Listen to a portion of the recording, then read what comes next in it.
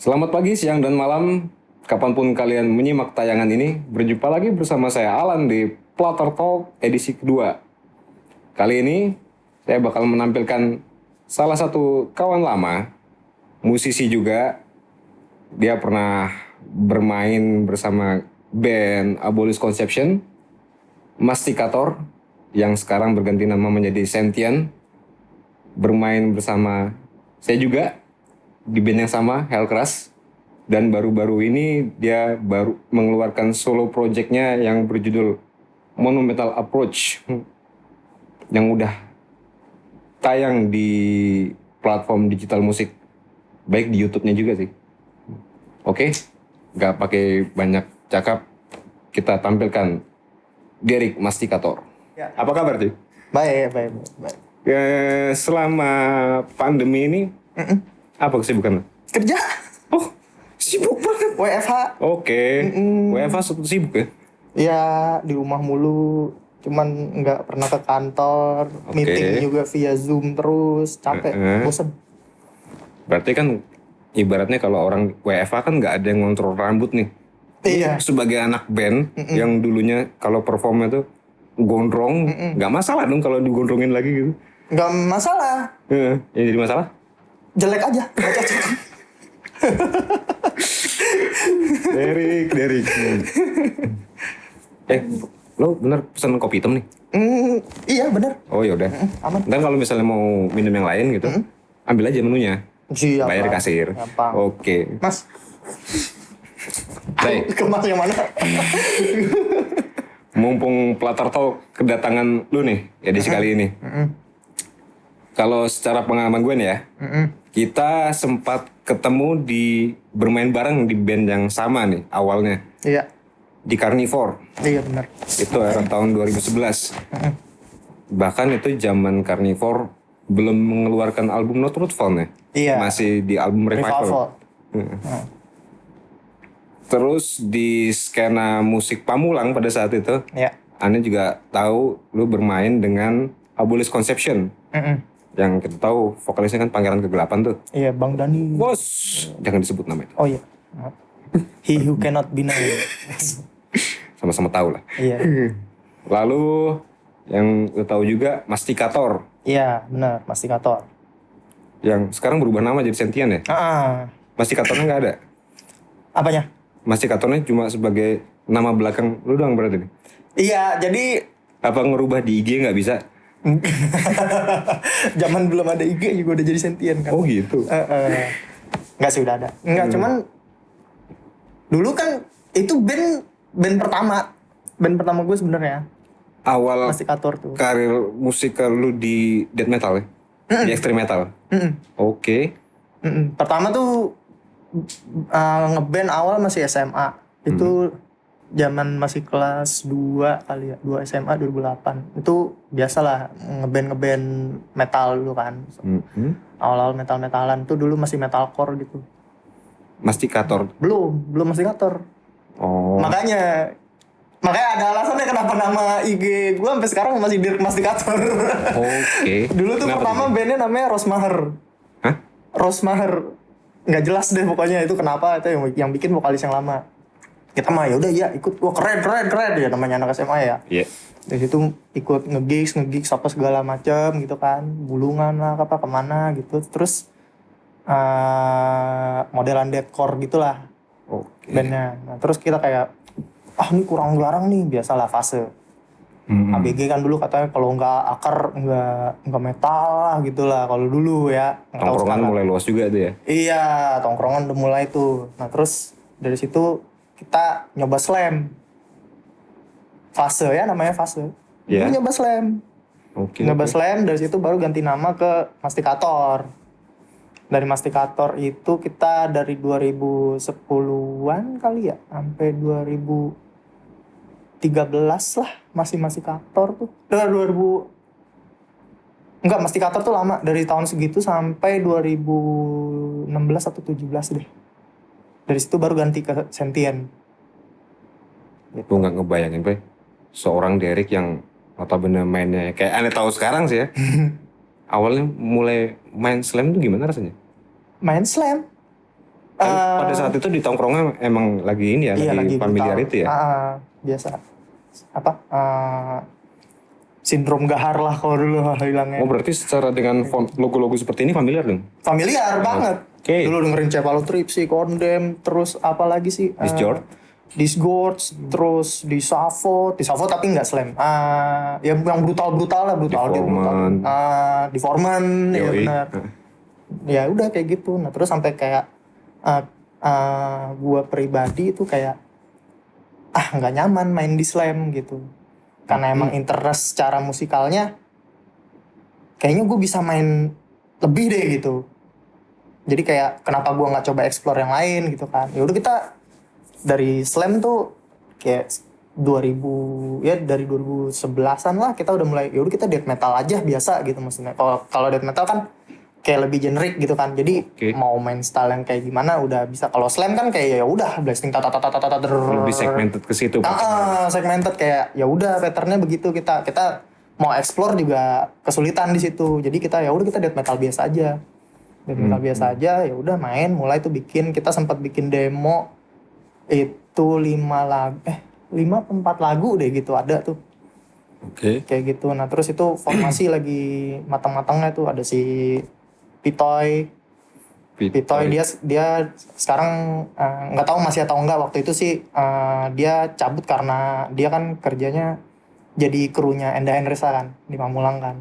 Oke. Vokalisnya si Pitoy. Nah terus gitarisnya waktu itu Oyoy Riza Prawiro si gitarisnya Godplan yang sekarang tuh. Nah, habis itu basis ada Arya teman rumah. Teman rumah si drummer Yeri sampai sekarang masih drummer Sentient. Nah terus dari situ ya udah Arya cabut terus si Pitoy juga udah mulai susah kan, kayak apa namanya jadwal manggung sama Enda Resa dan segala macem waktu itu lagi padet kayak ya udah akhirnya nggak lanjut lagi Pitoy. Berarti yang Anda tahu kan nama Sentient itu sendiri itu baru Anda dengar pas waktu kita ketemu di acara apa itu ya? Pas waktu masih main sama Deskot tuh di Borneo Beer House. Oh, Borneo Beer House. Iya, itu yang acaranya ini. Oh, bahkan ternyata Everlord tuh dulu. Jauh sebelum itu Sentient udah ada gitu. Udah ada. Oke. Udah ada. Dulu Everlord pertama kita masih Mastekator tuh namanya tuh. Oh yang iya, Everlord pertama main kita. Cuman namanya masih Mastekator, tapi musiknya udah dengan yang sekarang.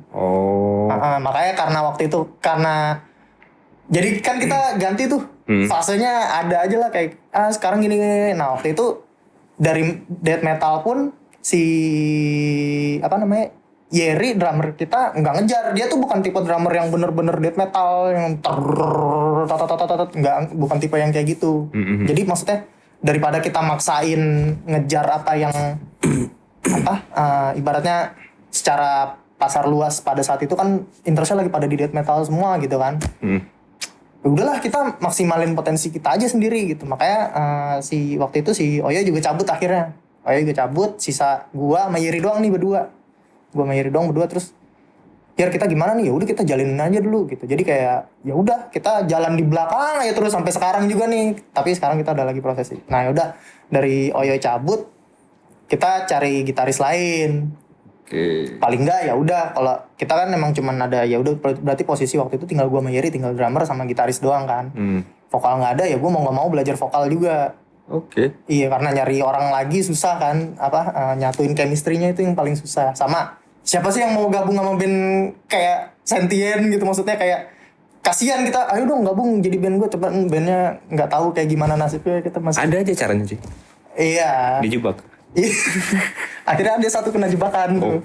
Anda tahu tuh. Iya. Nggak usah disebut tuh namanya. Masa sebut dulu namanya. Oh iya udah, nggak boleh. Sakral juga itu. Iya, sakral namanya. Pokoknya ntar kalau kan yang gue tahu nih Sentient udah rekaman nih ya. Iya.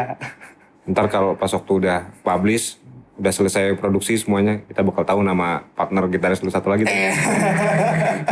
Orang dalam juga. Orang dalam. Iya, orang dalam. Nah, terus dari Sentient ke Abolish Conception dulu atau ke Carnivore?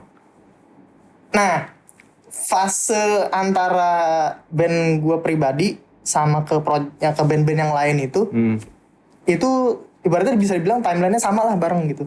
Jadi kayak di 2010 itu gue dikenalin sama personilnya Abolis Conception waktu itu. Pertama Daniel. Itu di 2009 akhir lah. Si dikenalin sama Gilang, basisnya Carnivore yang pertama. Iya. Iya, Gilang. Nah, sama Gilang kayak Lu dikenalin sama Daniel. sama Gilang dikenalin ke Daniel. Daniel Mardani. Daniel Mardani. Gemetaran nggak tangan tuh? Kenapa? Gemetaran nggak tangan? Waduh. Itu tuh 2009. Dead Squad kan rilis Maret tuh. Horror Vision. 2009 Horror Iya. Vision. Iya. Nah, itu di sama si Gilang. Ini nih temen gua ada orang Pamulang. Oke. Nyari gitaris, lu mau nggak? Apaan bandnya, Lang? Abolis Conception. Ya udah, itu vokalisnya si Daniel. Daniel siapa, Lang? Daniel Dead Squad.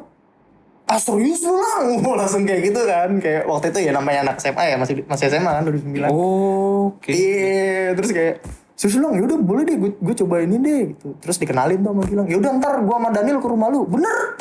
Si Gilang sama Daniel ke rumah. Wah, rumah lu didatengin Bang Daniel tuh ya. Iya, datengin Bang Daniel kayak gila, Daniel ke rumah gua gitu dulu mikirnya kayak Prince gitu. of the Darkness ya. Iya, gitu kan. Pakai kuda nggak deh? Pakai kuda.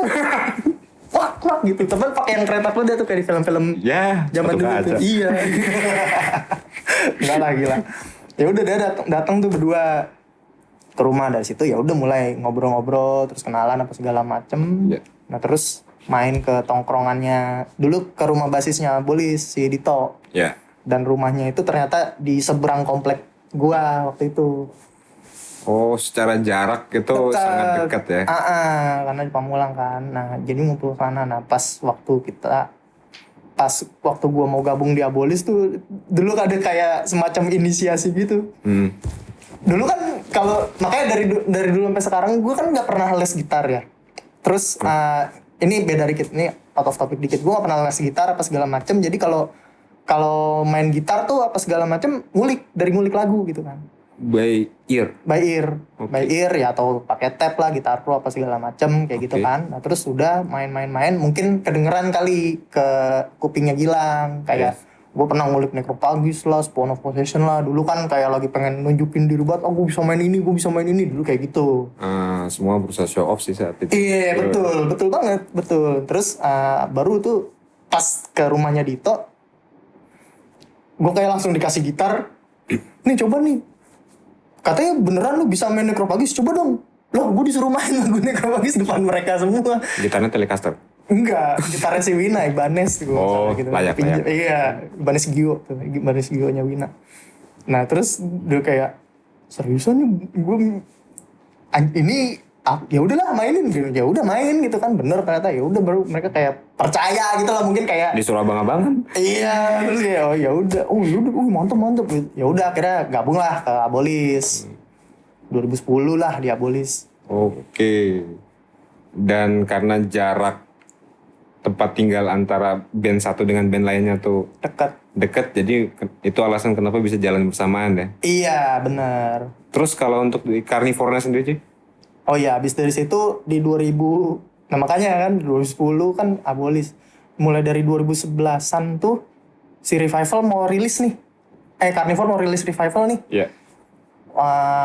Buat live, mereka udah mulai nggak ada gitaris lagi. Waktu itu sebelumnya gitarisnya si Ilham kan. Ilham. Oke. Dari si Ilham udah nggak ada, mereka nyari lagi gitaris. Nah terus waktu itu gue lagi era-eranya hobi nge-cover kan. Terus gue bikin cover video Carnivore tuh. Yang lagu mana tuh? Aduh, kok lupa judulnya? Ya adalah di YouTube. Nal, sorry Nal ya. Ya itulah pokoknya lagu lama. Oh, Legacy. Oke. Yang sama yang ya itu ID Fan. ID itu suffering. Nah itu covernya pun ada Ronald di situ karena kita emang lagi nongkrong di rumah temen. Di rumahnya gitarisnya Carnivore yang dulu juga si Lu Robi. ngover posisinya ketika Bang Ronald ada di situ. Iya, karena emang kita temen nongkrong juga. Doi notice dong lu ngover lagunya dia.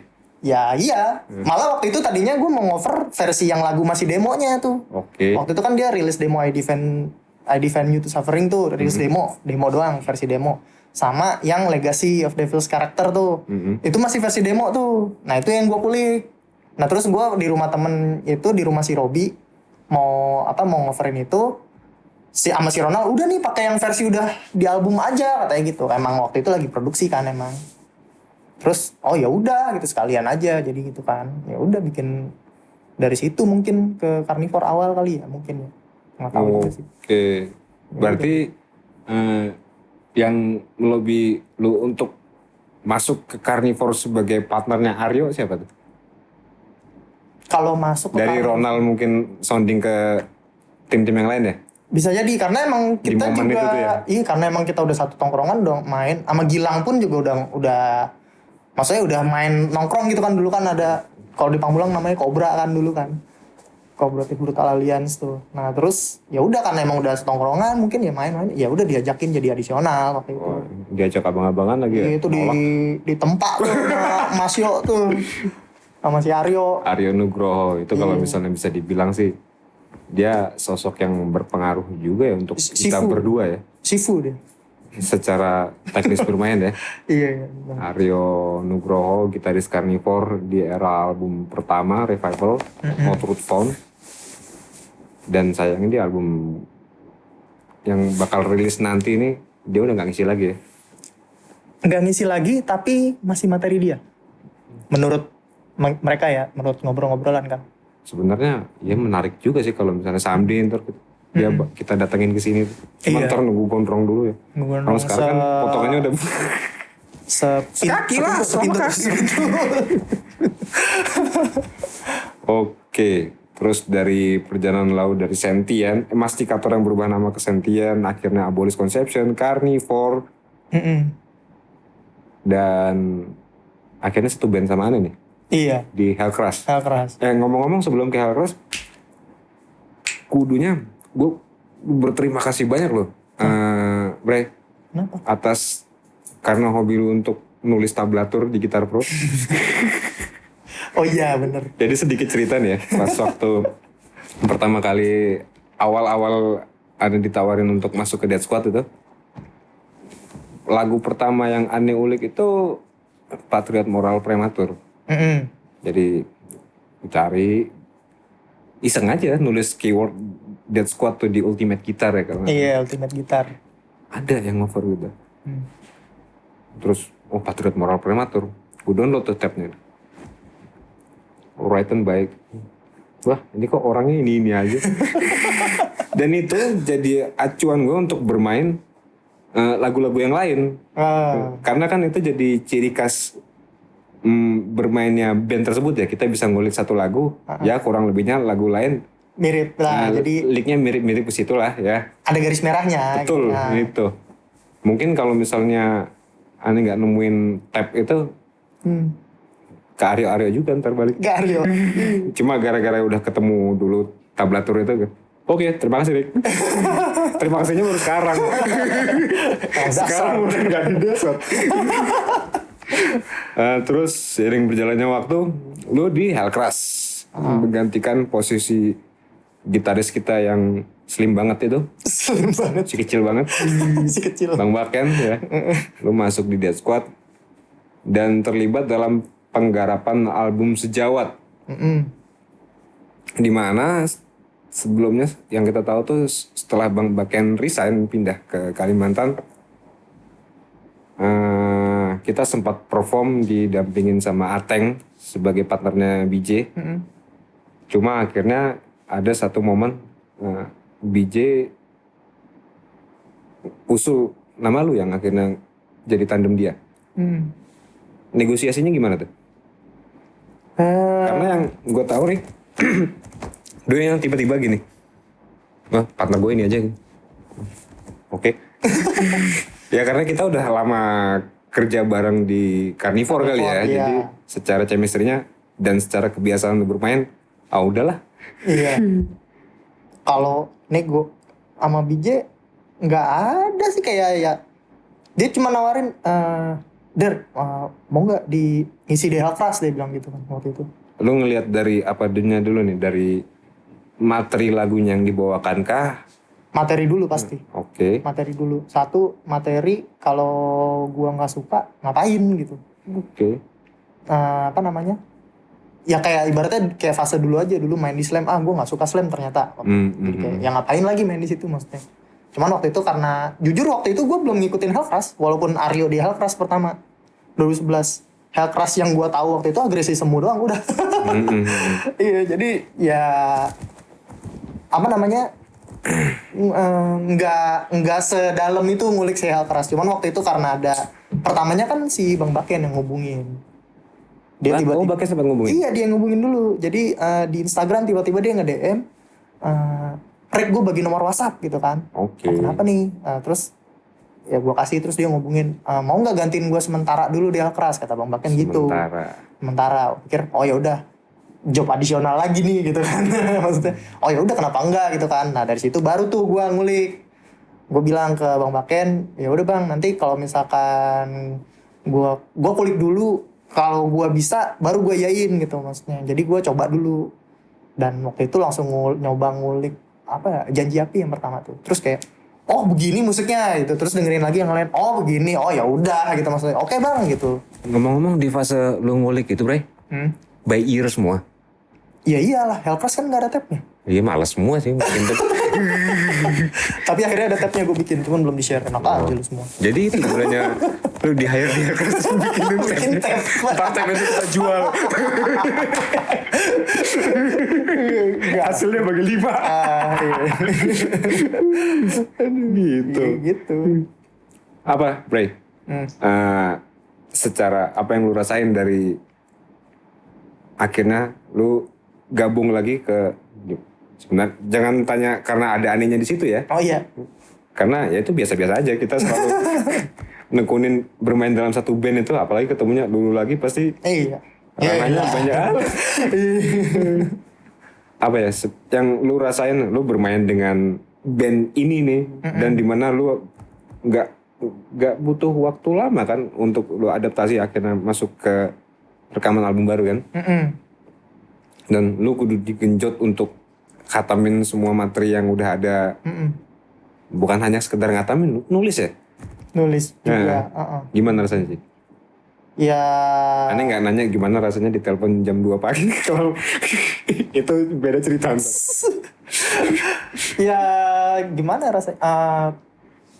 Pengalaman baru juga sih. Cuman waktu itu apa namanya? Yang gua rasain kayak ternyata materinya seperti ini, dan karena mungkin Hellcrash juga kan Gampang. Bukan. Ngomong aja. Iya sih. Iya tapi iya. Enggak, maksudnya karena Hellcrash waktu itu kan pendirinya Aryo juga. Jadi kan banyak materi Aryo juga di situ. Iya ya. Jadi familiar lebih ke sana. Ya udah begini. Satu guru gitu ya. Satu guru. Terus ya udah dari situ ya ya udah, jadi ibaratnya pede lah. Oh bisa lah berarti gue ngikutin Hellcrash gitu maksudnya. Dulu kan mikirnya kayak gila Hellcrash isinya Bang Gorus kan, DJ, Lau gitu. Lau siapa sih? Iya gitu, maksudnya kayak masa sih gue bisa nggak sih di Hellcrash gitu kan. Terus ya setelah cek materinya, ternyata materinya gini. Ya udah ya fokus ke situ aja dulu daripada fokus ke yang lain-lain gitu, nggak usah dipikirin. Yang penting kan sebenarnya intinya di ngeband kan ya udah lu main musik gitu maksudnya. Main musik, lu mainin lagunya, ya kalau emang udah bisa mainnya ya udah, kenapa mesti mikirin yang lain dulu, yang lain ntar aja belakangan gitu. lo langsung ya udah ayo ya gitu. fokus ngulik tuh ya. Iya. Tapi kan ngulik waktu itu juga karena emang mikirnya kan mau jadi adisional juga kan, gantiin Baken. Iya. Jadi ya udah ngulik untuk langsung berapa perform lagu ya? gitu. Apa? Untuk jaga-jaga kalau ada perform gitu ya. Waktu itu. Jadi ya udah sempat ngulik 6 sampai 7 lagu enggak salah. Lagu baru itu? Enggak, itu masih lagu yang lama. Masih yang lama. Masih ya itu lagu album Kalamaut. Album Kalamaut. Terus ketika lu udah dikasih materi-materi baru album sejawat Hellcrash gitu, lu langsung telepon anak-anak Sentian. Boy, gue mau fokus di Hellcrash. Sentian vakumin dulu ya. Tar dulu. Langsung kata partner gitaris itu, berdebah sih gitu. Cian. Lihat saja gitu. Masa gitu sih? Enggak lah. Kayak gitu. Ya waktu itu ya fokusnya selain karena musiknya familiar, gue Gampang. Ngomongnya gampang. musiknya cemen sih gampang karena familiar. Iya. Gue mikirnya Hellcrash nih dunianya beda dengan apa yang pernah gue jalanin. Kayak kalau misalkan di Diabolis, di Carnivore, Hellcrash nih kayak dunia yang udah beda lah gitu, maksudnya secara manajemen apa segala macem. Nah itu yang pengen gue coba telusurin waktu itu juga. Oh, oke. Ke dunia profesionalnya lah, dunia industrinya kayak apa sih, gue pengen lihat kayak gitu juga lah gitu. Gimana kalau di Hellcrash kan lu selalu di warning tuh sama gitaris kita, kayak gitaris kita sih semuanya gitu. Bray, jangan pakai V-neck. Iya, jangan pakai V-neck. Bray, jangan pakai V-neck.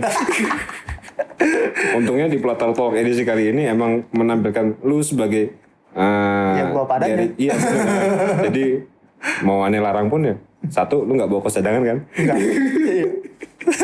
Mau pakai kaos saudaranya yang tadi? Enggak, oh yang tadi udah pulang. Oh iya. Jangan lah. Bisa juga Nggak kan? bisa udah pulang. Oke. Baik, biar jangan tegang-tegang lah. Sambil ngopi. Ngopi. Oke. Santai aja. Ini kan jam 5:30 5:30 banget ini. senja. Senja banget. Gimana cuy kopinya? Cakep. Wah, ini khusus karena Platter Talk tahu lu mau datang dibikinin kopi. Gitu ya? Iya. Mantap. Biasanya mah air putih. Edisi kemarin Asep itu, bah, Asap dikasih apa? nggak ada apa-apaan. Bagus. Nasi kotak. Nasi kotak. Iya. Kotak. Tiga pas lu makan minum doang. Kopinya tapi kurang, bro. Kurang apa tuh? Kurang pasir. Asik.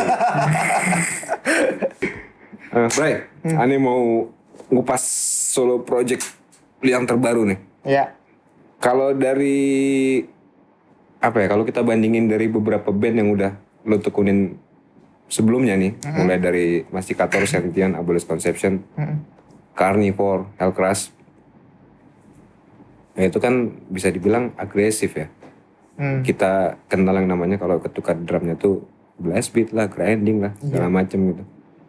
Terus di single yang terbaru ini, yang judulnya Monumental Approach itu, lu bermain tidak seperti Derek yang Ane temuin di Project band-band itu. sebelumnya.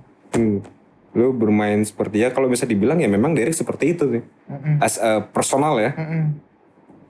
Makanya dikritik sama BJ mulu kan, ganti V-necknya. Abis tadi kesini pakai V-neck sekalian beneran. Akhirnya lu berani untuk di solo projectnya bikin lagu ya beginilah. Iya, pakai clean vokal. Terus lu ngajak collab salah satu personelnya Dead Eternal juga. Iya, Dead Eternal. Siapa namanya? Si Acil, Nana. Oke. NVNA. Mulai songwriting. Nah, emang untuk keinginan bikin musik seperti ini tuh udah sejak lama atau memang baru-baru ini aja? Karena kejenuhan lo dari beberapa band sebelumnya kencang banget ini ya? Dibilang jenuh, enggak juga sebenarnya. Karena masih dengerin juga sebenarnya. Ibaratnya, ya gue masih main ngulik lagu death metal juga masih gitu. Cuman kalau ibaratnya gue bikin solo project terus sama lagi, ya buat apa gitu maksudnya. Oke. Iya, jadi kayak apa namanya, kayak ya udah kan udah ada di Abolish, udah ada di ibaratnya di Hellcrash, di Sentient pun nggak yang gitu-gitu amat sih gitu. Sebenarnya udah mulai dari Sentient tuh udah dari 2014 tuh udah konsep yang sekarang tuh progresif, malah udah nggak bisa dibilang death metal sih kalau menurut gue. Jadi lebih ke progresif metal gitu kalau Sentient. Nah cuman Sentient tuh masih lebih kasar lah gitu, bisa dibilang masih bisa dibilang lebih ekstrim lah kasarnya kayak gitu. Walaupun nggak ekstrim dalam artian ekstrim kayak ekstrim metal, death metal gitu ya, nggak kayak gitu juga sih. Nah cuman maksudnya ke project yang ini lebih ke yang santai aja lah gitu. Santai karena selain musik-musik itu gue juga nyoba dengerin musik lain gitu. Nyoba dengerin musik lain terutama belakangan ini ya lagi hype-hype-nya Gen lah, progresif. Metalcore lah kayak gitu. Maksudnya kayak ya udah lagi nyoba nyari yang easy listening aja, yang groovy kayak gitulah. Jadi bikin projectnya kayak gitu. Easy listening lu segitu ya?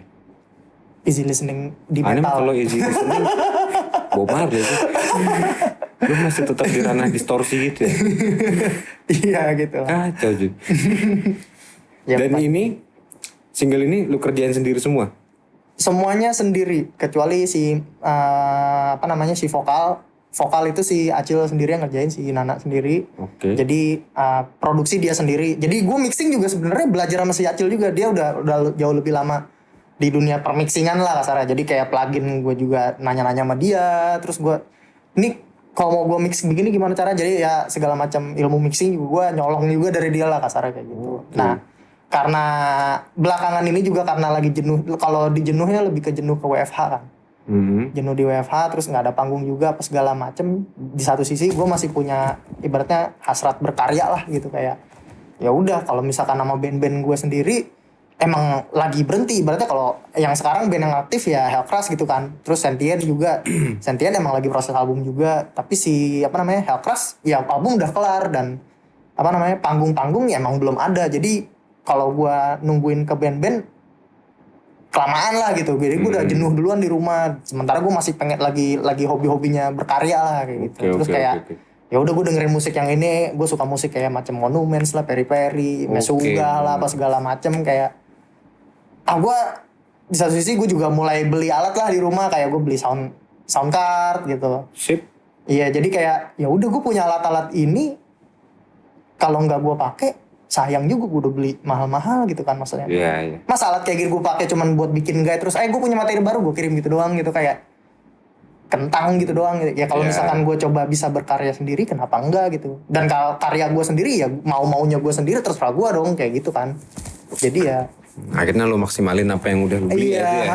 Cuman maksimalin aja sebenarnya. Jadi kalau secara karya sendiri, apalagi target gitu ya, kalau secara solo project gue nggak ada nargetin apa-apaan, cuman kayak gue punya hobi musik yang kayak gini, gue suka musik kayak gini, gue pengen bikin musik kayak gini, ya udah gue bikin udah gitu aja. Bahkan gue nggak ngarep mau diajak ke Platar Talk bahas si single gini, gue juga gak maksudnya nggak ada pikiran ke sana. Jadi ya udah emang gue cuman pengen berkarya aja. Ya udah jadi hasilnya ya gue seneng, ya gue cuman lempar ke orang nih gue juga punya karya lain, ya udah kayak gitu aja. Nggak ada target gue mesti kenal label apa, gue mesti manggung di mana, susah juga karena ya satu. Mungkin dari apa yang lu ceritain itu yang bisa dikonotasikan sebagai passion kali ya? Iya, passion aja sih sebenarnya. Jadi karena udah jenuh WFH apa segala macem dan gue masih tetap pengen berkarya. Intinya WFH itu jadi turning point lu untuk bikin Iya, sama dari dulu sampai sekarang sih. Kan gue suka cover juga tuh. Ya itu juga bosan juga, kayak ngapain gue cover terus gitu, kok nggak ada karya yang pasti yang emang benar-benar karya bikinan gue sendiri, full gue sendiri produksi gitu. Apa aja lu cover tuh? Japanese rock belum pernah, susah. Lebih susah coverin Japanese rock daripada metal-metalan. Pokoknya selain ranah metal juga ada kan coveran lu? Ada, malah kemarin gue juga sempat bikin konten main drum kan, ngoverin One Ok Rock. Itu iseng aja kalau itu, kayak ya udah cari yang baru apa sih gitu. Sip. Baik.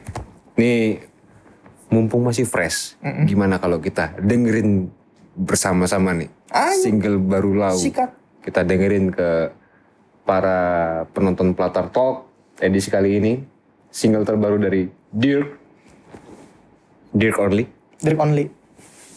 Nama asli itu bro, Dirk. Oke. Dirk apa Dirk? Nama asli gue Dirk Martin. Oh. DIRK beneran. Jadi kalau Derek ya panggilan akrab aja. Oke. Kita bakal puter nih single terbaru dari Dirk, Monumental Approach.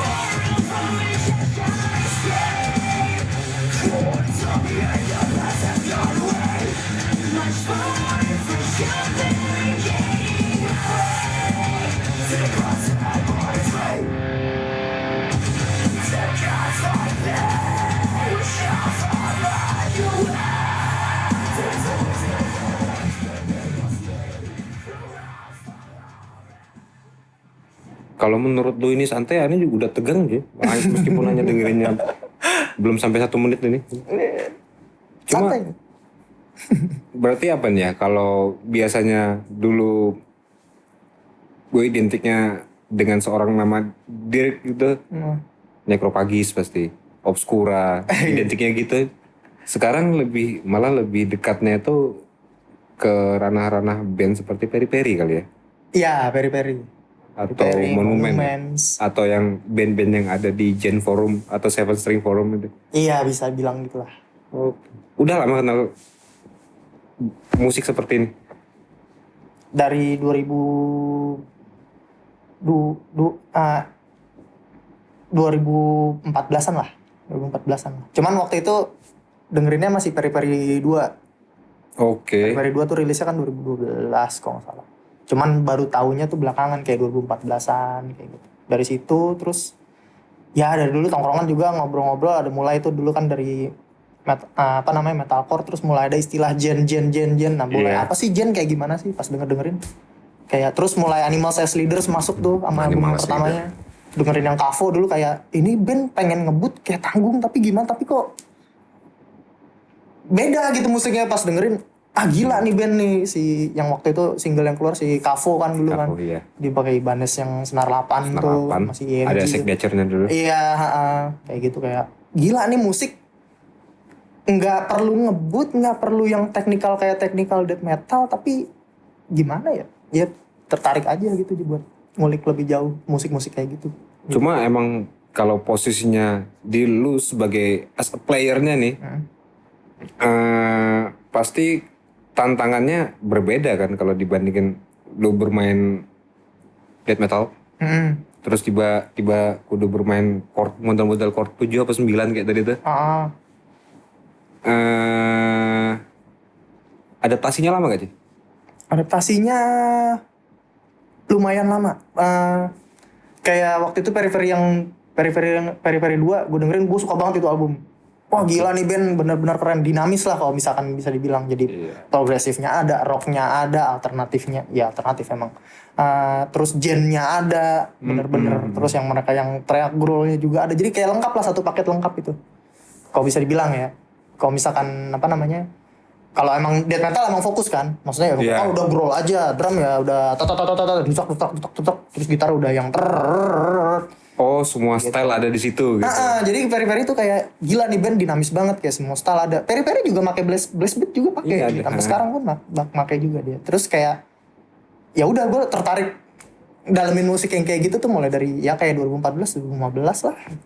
Terus masuk Monuments, dengerin Monuments yang Amanuensis kan album. Iya, terus kayak gila ada ya musik kayak gini, enak gitu maksudnya. Karena emang gue dari dulu juga suka banget metalcore kan, Esale Dying lah, Bullet for My Valentine lah, ya kayak gitu-gitu lah. Anak muda lah kayak zaman dulu mah, saya bilang. Sekarang jadi kayak udah tua? Tua, saya Pak, ini uban banyak banget. Main 2 lagu udah kos-kosan. Apalagi kalau nggak pakai pemanasan ya. Harmat lu. Aduh, yalah. Ya gitulah. Jadi ya udah, kenapa enggak gue bikin project sendiri yang emang ya gue pengen juga punya karya yang seperti ini gitu, maksudnya ya udah gue bikin aja kayak. Nah, ini kan di solo project ini lu maju sebagai nama sendiri ya, Dirk ya. Someday kalau ada satu kesempatan untuk manggung gitu. Timnya siapa? Nggak kepikiran, belum kepikiran. Oh belum sampai keranasannya. Kayak makanya. Atau di soloinnya yang ngisi bass siapa? Gue juga pinjem bass temen. Pinjem bass temen, gue tag sendiri di rumah gitu. Oke. Ya gitulah. Secara disiplin bermainnya pun lo adaptasi untuk main bass gitu. Iyalah. Di gitar kayak enak itu. Pas di bass, udah ampun gede banget nih bass. Bisa si Mas Lan gitu betah bertahun-tahun main ginian, gue mikir gitu. Kamu tahu kan rasanya. Jangan kau pikir muda, anak muda. Ya gitulah pokoknya. Bass yang mana tuh? Yang merah itu? Bass punya temen, bass punya basisnya Kala, si Jo. Yang merah itu? Yang merah, Ibanez. Ibanez di WB? Nggak ngerti deh. Iya itulah. Yang kayak yang dulu Lau punya itu. Punyaan emang itu? Iya punya Lau kali. Kemana-mana. Iya, kemana-mana. Iya, punya dia. Itu pernah ke luar negeri tuh Mas tuh? Oh seriusan? Iya. Oh iya, ke Jepang ya? Iya. Apanya yang dijual? Bos pernah ke Jepang nih. Oh iya. Yang jadi nilai jualnya itu. Iya. Ini Bas pernah ke Jepang gitu. Nih bos harganya 2,5 juta. Tapi pernah ke Jepang 5 juta. Made in Korea. This is... Ya gitu. Baik. Hah? Yang mau atau harapan lu ke depannya nih dengan yang selama ini udah lu tekunin, baik itu di ranah musik extreme metal ataupun di solo project lu ini, ekspektasi lu ke depannya apa nih? Ekspektasi ke depannya. Yang kiranya nanti si para penonton Platar Talk ini bisa jadi ini tuh sebagai bahan motivasi. Motivasi. Sebenarnya sih kalau aneh mau nilai dari apa yang lu omongin tadi tuh, isinya sih motivasi semua aja. Makin lama makin bijak lu. Karena uban tambah banyak. Oke. Cuma dari apa yang gila, kita ketemu dari 2011 lu bermain seperti ini gitu. Sampai sekarang di 2021 berarti sudah 10 tahun ya. Ya 10 tahun. Akhirnya kita berjumpa lagi dalam satu band yang sama dan lu malah ngeluarin solo project duluan nih. Aneh ngeluarin solo project. Jok semua sih ya. Kagak serius. Iya. Apa harapan lu ke depan? Ekspektasinya sebenarnya lebih, gue pengen mencoba. Jadi gini, ini menurut pandangan gue aja ya, kacamata gue aja ya. Ya kan yang ditanya ini. Iya, di Indonesia tuh kayak kencengnya tuh death metal. Nggak salah, bukan berarti salah. Iya. Tapi gue suka kedinamisan lah kasarnya gitu. Jadi paling nggak musik tuh sebenarnya bisa lebih dinamis lagi gitu. Jadi apa namanya? Gue pengen lihat musik-musik lain selain death metal berkembang juga sebenarnya. Dan karena ini menurut gue ya, karena mungkin saat ini kita masih ngeliat ke atasnya tuh kayak oh ya udah hero-hero sekarang ini, hero-hero lokal metal heroes tuh ya udah death metal semua gitu kan.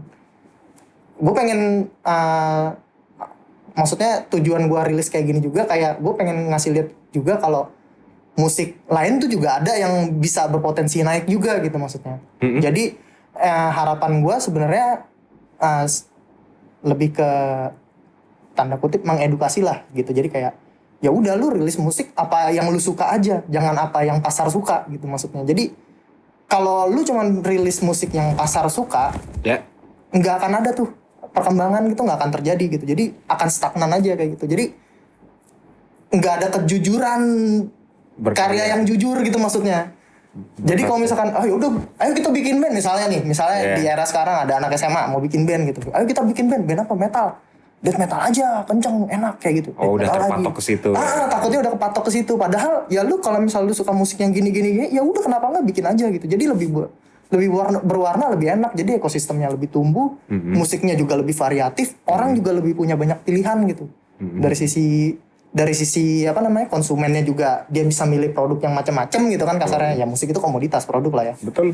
Jadi kayak ya udah, gue mau dengerin death metal, oke, gue mau dengerin death metal, gue bisa ke Death Squad ya misalnya Hellcrash atau Carnivore lah apa segala macam gitu kan. Oh ya udah gue mau dengerin metalcore, oke, gue mau dengerin Divide gue mau dengerin apa misalnya Straight Out kayak gitu kan. Oh ya udah gue sekarang mau dengerin Gen, ada juga gitu. Di Gen juga ada. Kalau beberapa yang pernah gue denger tuh ada kayak namanya kayak Dunia, pernah denger Dunia kali? Dunia itu terus ada Mercusuar juga. Bandnya Tama bukan ya? Nggak kenal sih, gue nggak kenal. Tapi ya musik-musik kayak gitu tuh ada gitu. Jadi iya ada. Dulu pun di Facebook gue pernah gabung di forum Indonesian Gentleman gitu. Isinya orang-orang gen gitu maksudnya. Dan itu pasti talentnya salah satu Arya Bara. Arya Bara betul, Matthews. Iya, maksudnya ya udah ini ada pasarnya juga, kenapa nggak dibangun juga gitu. Akhirnya kan soalnya yang terjadi di teman-teman itu, ini yang gue lihat ya, Jadi kayak mungkin secara pasarnya, secara marketnya musik mereka kurang di sini gitu. Jadi ya udah mereka akhirnya cuma jadi musisi rumahan aja, musisi produksi aja gitu. Ya sama seperti yang gue lakukan juga. Gue cuma jadi musisi rumahan, gue cuma bikin karya kayak gini. Tapi ya kalau misalkan ditanya ekspektasinya apa, ya paling nggak pasar ini bisa tumbuh, semuanya bisa tumbuh, semuanya bisa lebih bervariatif kayak gitu. Jadi orang bisa terima musik macam genre apa terserah. Jadi nggak ada lagi apa namanya, ibaratnya kayak kotak-kotakan lah kasarnya kayak gitu. Semakin variatif, semakin warna, banyak pilihan juga kan? Betul, banyak pilihan juga gitu. Ya ibaratnya karya-karya juga lebih jujur jadinya gitu kan. Betul. Jadi nggak cuma ngikutin apa yang pasar mau, tapi ngikutin apa yang lu mau sendiri gitu maksudnya. Ya udah kenapa enggak gitu kan. Lu bayangin aja kalau tapi mungkin kalau zaman awal-awal kita dulu, kita sempat ada di fase ketika dalam waktu anggaplah 1 minggu gitu dengerinnya full grinding terus gitu. Iya. Cuma di titik sekarang lu ngerasain jenuh gak sih? Jenuh ya. Emang harus ada dinamika ya? Harus ada dinamika, bukan harus ada, nggak harus, semua itu pilihan ya. Maksudnya ada juga orang yang kuat yang emang musik gua death metal ya udah kenapa enggak gitu. Identitas. Emang identitas gitu. Bukan berarti salah, bukan salah, tapi kayak ya lu suka death metal ya udah, tapi lu juga suka ini ya udah bikin, lu suka ini juga bikin juga gitu. Jadi masing-masing ada punya ruangnya juga dan punya pasarnya juga masing-masing. Jadi tumbuh kembang bareng-bareng lah kasarnya kayak gitu ya. Koks. Sungguh suatu penjelasan yang sangat wise, sangat bijak sekali. Hanya tadi mau ngomong gitu cuma tegang nggak ya? Sungguh suatu penjelasan yang sangat bijak banget dari teman kita ini, Dirk Mastikator. Lu ganti kayak nama IG-nya sih? Iya, dulu ganti nama, dulu Dirk Rosmahar kan, Rosmahar. Asik. Ganti ke Mastikator, Dirk Mastikator. Terus ganti Sentian, masa gue ganti lagi Dirk Sentian, capek lah udah biarin Dirk Mastikator aja. Tapi tahu caranya ganti nama kan? Ya tahu lah.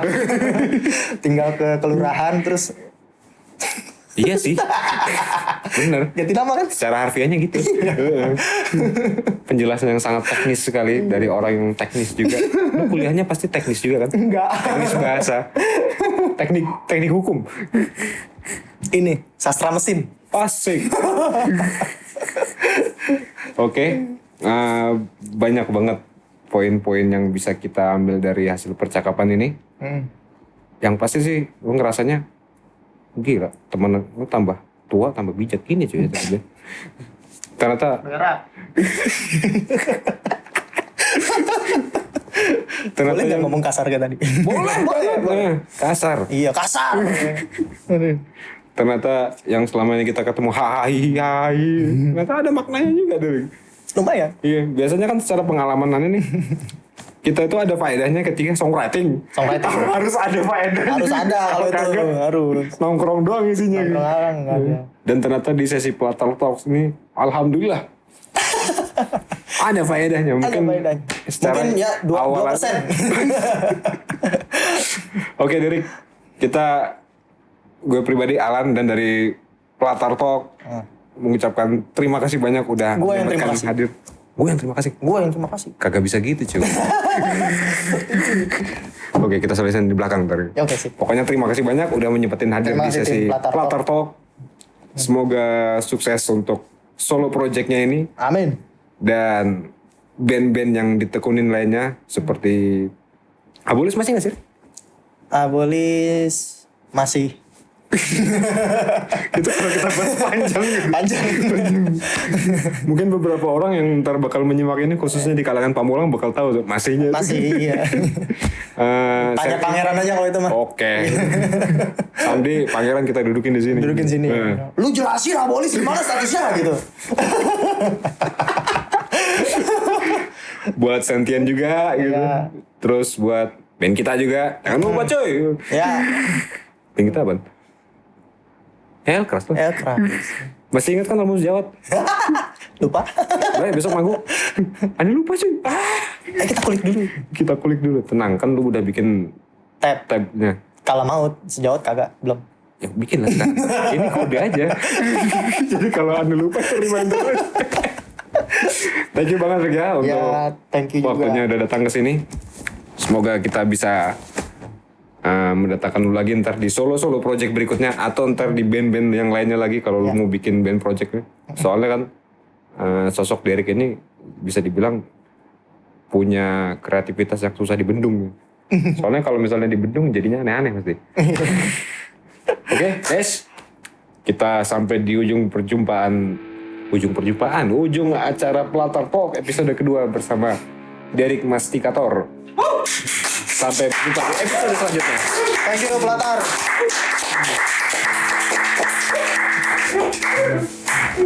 Ya,